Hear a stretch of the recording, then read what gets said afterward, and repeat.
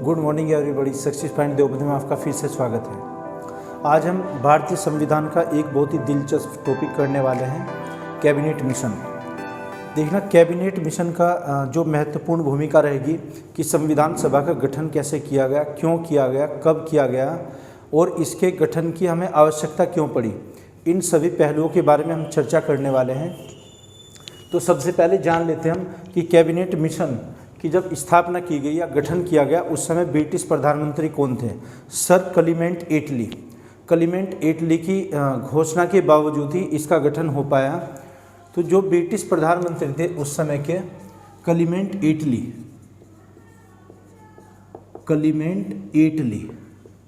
ये British PM थे। इन्होंने ये घोषणा की 22 जनवरी सन 1946 को कि भारत में जो राजनीतिक उथल पुथल है उसकी स्थिरता के लिए वहाँ पर एक मिशन भेजा जाए और उस मिशन में 3 सदस्य शामिल किए गए। उनके क्या क्या नाम थे, आइए देखते हैं। तो क्लीमेंट एटली कौन थे? British PM. इन्होंने घोषणा कब की थी कैबिनेट मिशन के गठन के लिए? 22 जनवरी सन 1946, 22 जनवरी 1946 को एक निर्णय लिया गया कि भारत में एक शिष्टमंडल भेजा जाएगा जो बहुत ही हाईली होगा, हाईली डेलीगेशन। तो इस डेलीगेशन में 3 सदस्य थे। इसके सदस्यों में एक तो स्टेफर्ड क्रिप्स और एक अलेक्जेंडर और एक थे यहाँ पर जो क्लीमेंट के बहुत ही एक नज़दीक थे, यानी कि व्यापार संघ के सदस्य, और भारत सचिव को भेजा गया था। कौन कौन 3 सदस्य थे? स्टेफर्ड क्रिप्स,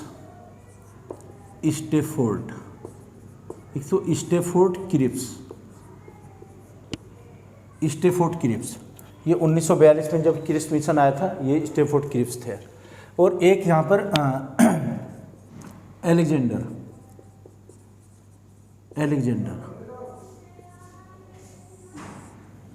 ये 2 सदस्य।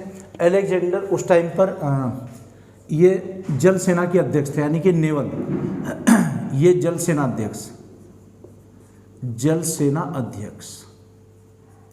और इस समूह के जो पूरे के अध्यक्ष बने थे तीसरे सदस्य पैथिक लॉरेंस। नाम क्या था? Pethick Lawrence. ये सबसे महत्वपूर्ण थे। उस समय पर ये भारत सचिव के पद पर थे। भारत सचिव। क्वेश्चन ऐसे करके आया हुआ है कि भारत सचिव का ऑफिस या दफ्तर कहाँ स्थित था? ये लंदन में स्थित होता था। भारत सचिव, जो भारत में वाइसराय होते थे या गवर्नर जनरल की हैसियत होती थी आज की डेट में जैसे राष्ट्रपति महोदय होते हैं। तो राष्ट्रपति किसके स्थान पर थे? गवर्नर जनरल, या फिर हम वाइसराय कह सकते हैं। तो वाइसराय को सलाह देने के लिए एक भारत सचिव थे। इनका ऑफिस लंदन में होता था। उस टाइम पर पैथिक लॉरेंस एक भारत सचिव के पद पर थे। और थल सेना, ये जल सेना अध्यक्ष यानी कि नेवल कौन थे? अलेक्जेंडर। और एक थे स्टेफोर्ड क्रिप्स उस टाइम पर ये व्यापार संघ से जुड़े हुए थे, व्यापार संघ के सदस्य थे। ये तीनों भारत में आए थे। तो ये किस लिए आए थे? चूँकि राजनीतिक अस्थिरता को सुचारू रूप से चलाने के लिए। और इन्होंने अपनी जो रिकमेंडेशन दी थी, लगभग 6 या 7 इनकी सिफारिशें थी, उन पर अभी हम चर्चा करते हैं। तो गठन क्यों किया गया था? कि राजनीतिक स्थिरता के कारण,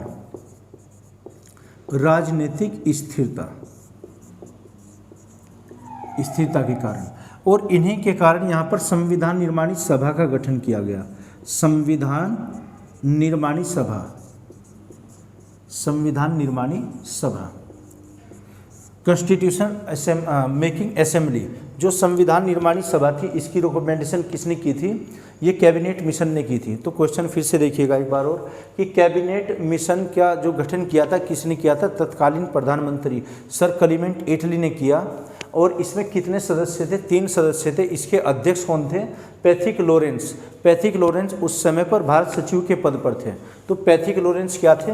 ये इस मिशन के सबसे अहम पद पर थे। पैथिक लॉरेंस ये अध्यक्ष थे। अगर क्वेश्चन ये आता है कि कैबिनेट मिशन की अध्यक्षता किसने की थी?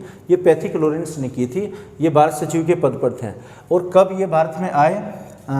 सन 1946 में, 1946 मई में। और गठन कब किया गया था?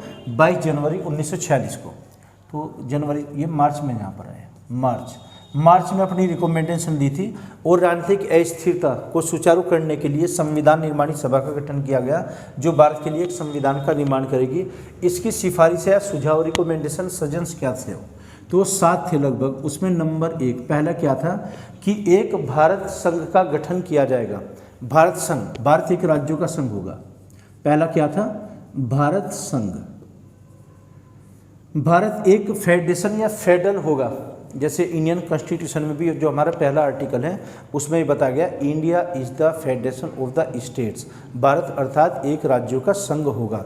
तो राज्यों का संघ, संघ का मतलब क्या होता है कि अगर हमारे देश पर या किसी राज्य पर कोई आपदा आती है या कोई हमला या आक्रमण करता है, पूरे देश पर आक्रमण माना जाएगा। उसमें जो कुछ हमारी शक्तियाँ हैं राज्यों की, वो केंद्र सरकार के पास स्थानांतरित हो जाती हैं। ये संघ का मीनिंग होता है। तो फेडरेशन, भारत क्या होगा? एक संघ होगा और इसके पास कुछ विदेशी मामले जैसे विदेशी या फिर रक्षा संबंधी मामले होंगे, डिफेंस के, या फिर यहाँ पर संचार के ये होंगे सभी अधिकार। संचार, ये सब अधिकार किसके पास हो जाएंगे? अधिकार ये भारत संघ के पास होंगे, जिसमें ब्रिटिश प्रांत और देशी रियासतें भी शामिल की जाएंगी। सेकंड था इसमें दूसरी क्या शर्त थी, क्या रिकमेंडेशन दी थी कैबिनेट मिशन ने कि भारत संघ के पास कार्यपालिका और विधायी शक्तियाँ होंगी और इनके अधिकारों को प्रयोग करने के लिए कुछ इनके पास सदस्य होंगे जो ब्रिटिश प्रांत और देशी रियासतों को मिलाकर शामिल किए जाएंगे। तो भारत संघ के पास क्या होगी? संघ की अपनी कार्यपालिका शक्ति, कार्यपालिका, एग्जीक्यूटिव पावर्स, कार्यपालिका शक्ति होगी। और एक क्या होगी? कार्यपालिका शक्ति। दूसरा विधायिका शक्ति, विधायी शक्ति, legislature power, executive power and legislature power. अभी भी जैसे भारतीय संघ के कितने स्तंभ होते हैं? 3 स्तंभ। चौथा स्तंभ सूचना के अधिकार को माना गया है। पहला का कार्यपालिका, न्यायपालिका और विधायिका। तो जो शक्तियाँ होंगी ये पहले से ही कैबिनेट मिशन ने इनकी सिफारिश की थी। तो भारतीय संघ के पास क्या होगा? कार्यपालिका शक्ति और विधायी शक्ति होगी और इसके प्रयोग के लिए इसमें कुछ सदस्य होंगे जो भारत संघ के भी होंगे और देशी रियासतों के होंगे या ब्रिटिश प्रांतों के। नंबर 3 आ जाएगा इसमें कि भारत संघ के अलावा कुछ अवशिष्ट शक्तियाँ होंगी जो प्रांतों के पास होंगी और देशी रियासतों के पास होंगी। क्या? कि भारत संघ के अलावा जो शक्तियाँ होंगी अवशिष्ट, रिजिडुअल पावर, अलावा शक्तियाँ ये किसके पास होंगी? ब्रिटिश प्रांतों और देशी रियासतों में वितरित की जाएंगी। ब्रिटिश प्रांत में निहित का मतलब छुपा होना है, कंसील होना, निहित होंगी। और नंबर 4 जो सबसे एक अहम इम्पोर्टेंट इसकी सिफारिश थी ये होगी कि भारत में एक संविधान निर्माणी सभा का गठन होगा। संविधान निर्माण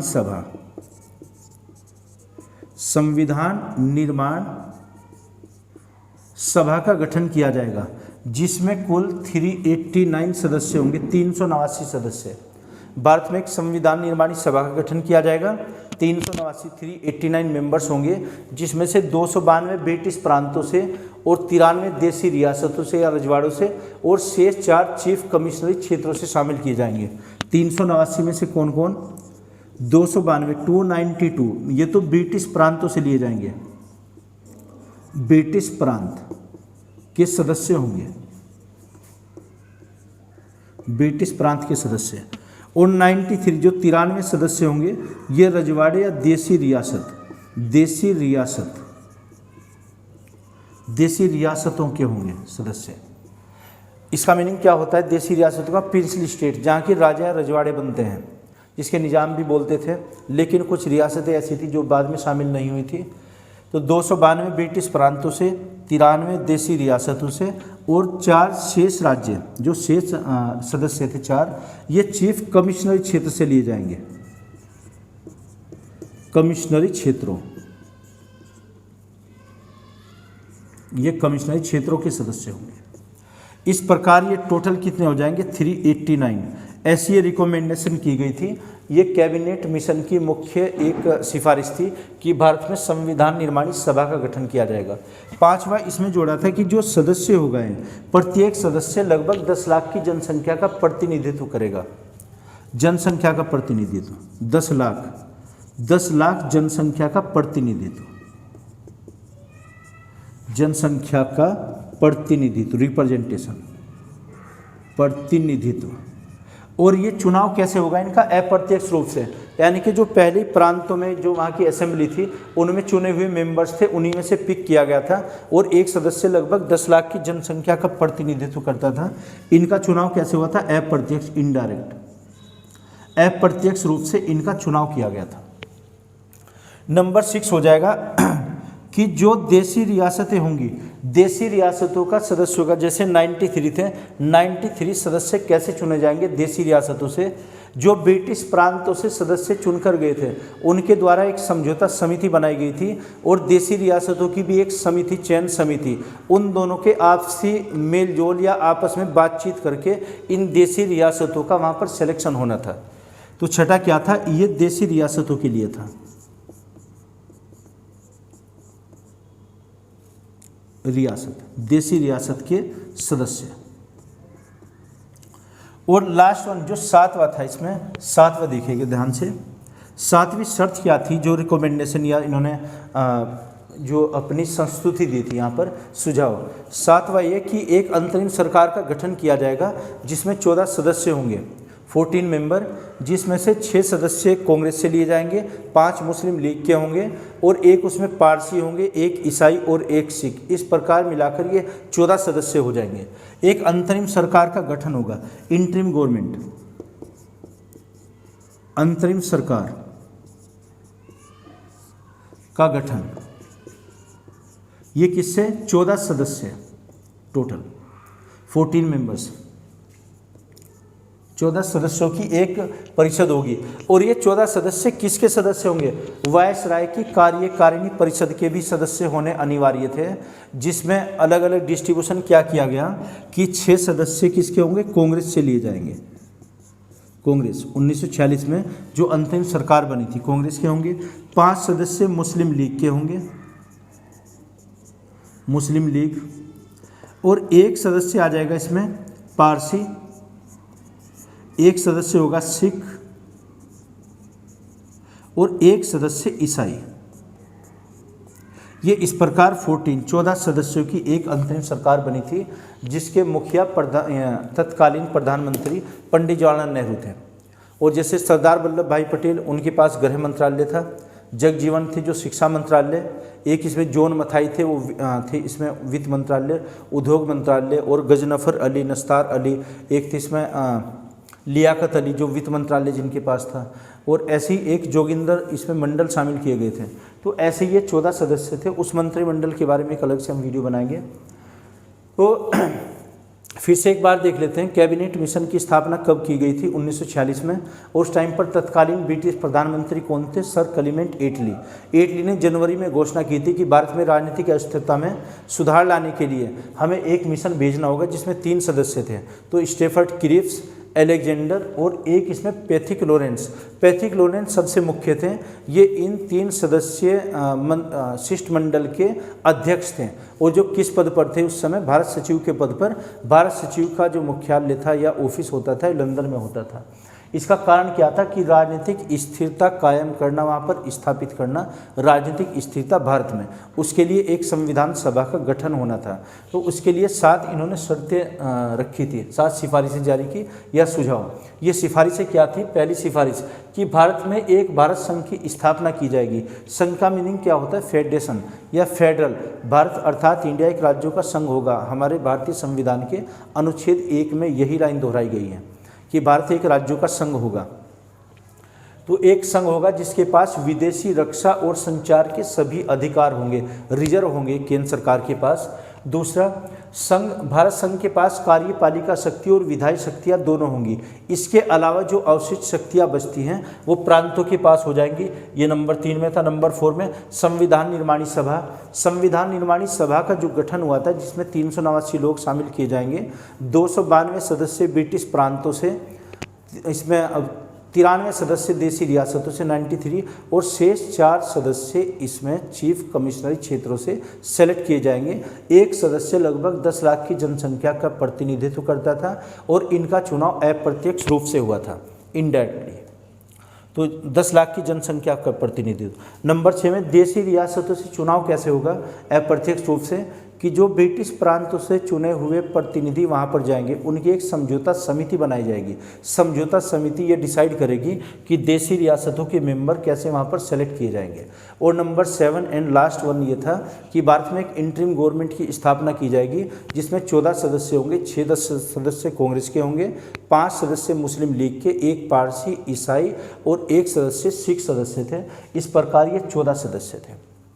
गांधी जी ने इस पर एक कमेंट किया था उस समय पर कि ऐसी परिस्थितियों में ब्रिटिश सरकार द्वारा ये व्यवस्था देना एक वरदान था, यानी कि ये काफ़ी अच्छी व्यवस्था थी। इसके आधार पर ही भारत में संविधान निर्माणी सभा का गठन किया गया और संविधान लिखा गया। संविधान लिखे जाने में पूरा 2 वर्ष और 11 महीने 18 दिन का समय लगा था। उसमें 389 लोग शामिल किए गए थे, लेकिन संविधान पर 284 लोगों के हस्ताक्षर हैं। महिलाओं की संख्या इसमें 15 थी, लेकिन हस्ताक्षर जो किए थे वो 8 महिलाओं ने किए थे। और एससी के जो कैंडिडेट थे इसमें शेड्यूल कास्ट के, यानी कि अनुसूचित जाति के लोग थे, वो 26 थे। अनुसूचित जनजाति के इसमें 33 शामिल किए गए थे। संविधान के जो लेखक थे, देखना ये एक बहुत बड़ा पहलू है। हम ऐसा समझते हैं कि भीमराव अंबेडकर जी ने संविधान लिखा है, वो लेखक नहीं, प्रारूप समिति के अध्यक्ष थे अंबेडकर जी। लेकिन जो लेखक, ये संविधान जो लिखा गया अपने जो कलम से लिखा है, ये प्रेम बिहारी रायजादा ने लिखा है। उसकी बहुत सारी शर्तें थी फिर उनकी, और लिखने में लगभग 6 महीने का समय लगा था। संविधान जिस पेपर पर जो लिखा गया उसमें पेज शामिल किए गए लगभग 233 पेपर पर वो लिखा गया। और संविधान का वजन 3 किलो था। फिर उसका हिंदी में अनुवाद किया। मूल संविधान अंग्रेजी में लिखा गया था और उसमें जो निब या होल्डर यूज किए गए थे, निब की संख्या थी 432 और निब ये आए थे बर्मिंघम, यानी कि ब्रिटेन से आयातित किए गए थे निब को। और वर्तमान में उसकी 2 प्रतिलिपि कहाँ रखी हुई हैं? संसद के लाइब्रेरी में, जो एक बॉक्स में रखा हुआ है। वो बॉक्स बनाया था कैलिफोर्निया, अमेरिका से बनकर आए थे। उसमें नाइट्रोजन गैस भरी है और लिथियम की परत से लपेटा गया है संविधान को, जो मूल संविधान की प्रतिलिपि हमारे पास है उसको सुरक्षित रखने के लिए, ताकि वहाँ पर ऑक्सीडेशन की क्रिया के द्वारा वो पेज डैमेज ना हो जाए। तो 1985 के बाद में एक समिति बनी थी, उसमें अब सुरक्षित रखा गया है। खैर, इसके बारे में फिर हम अलग से चर्चा करेंगे। तो ये मैं आशा करता हूँ कि कैबिनेट मिशन आपकी समझ आया होगा। अगर नहीं तो कमेंट बॉक्स में आप हमें लिख कर बताइएगा। Okay, thank you.